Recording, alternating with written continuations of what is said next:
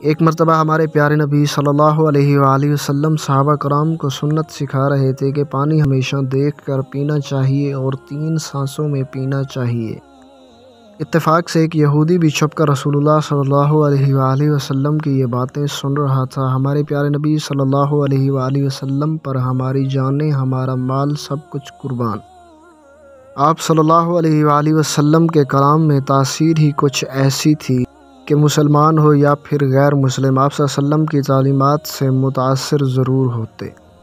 رات کو سوتے سوتے اس یہودی کو جو ہمارے پیارے نبی صلی اللہ علیہ وآلہ وسلم کی باتیں سن رہا تھا، اسے بہت زیادہ پیاس محسوس ہوئی۔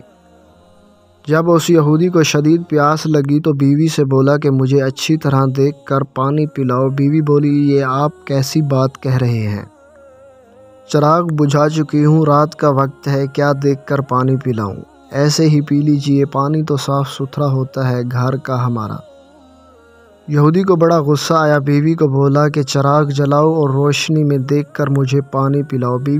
بیوی بیک جھک کرتی اٹھی، سمجھی کہ شوہر پاگل ہو گیا ہے۔ آخر یہودی خود اٹھا اور چراغ روشن کیا۔ چراغ کی روشنی میں اس کی بیوی نے دیکھا کہ اندھیرے میں جو پانی وہ اپنے شوہر کے پینے کے لیے لائی تھی، اس میں ایک سیاہ بچھو عقرب تیر رہا ہے۔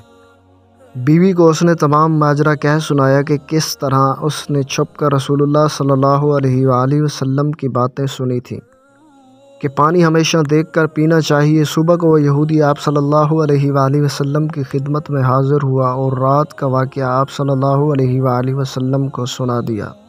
آپ صلی اللہ علیہ وآلہ وسلم نے تبسم فرمایا۔ یہودی بولا، اے اللہ کے رسول صلی اللہ علیہ وآلہ وسلم، جس مذہب کی احتیاط انسان کی جان بچا لے تو وہ مذہب پورے انسان کو دوزخ کی آگ سے کیوں کر نہ بچائے گا؟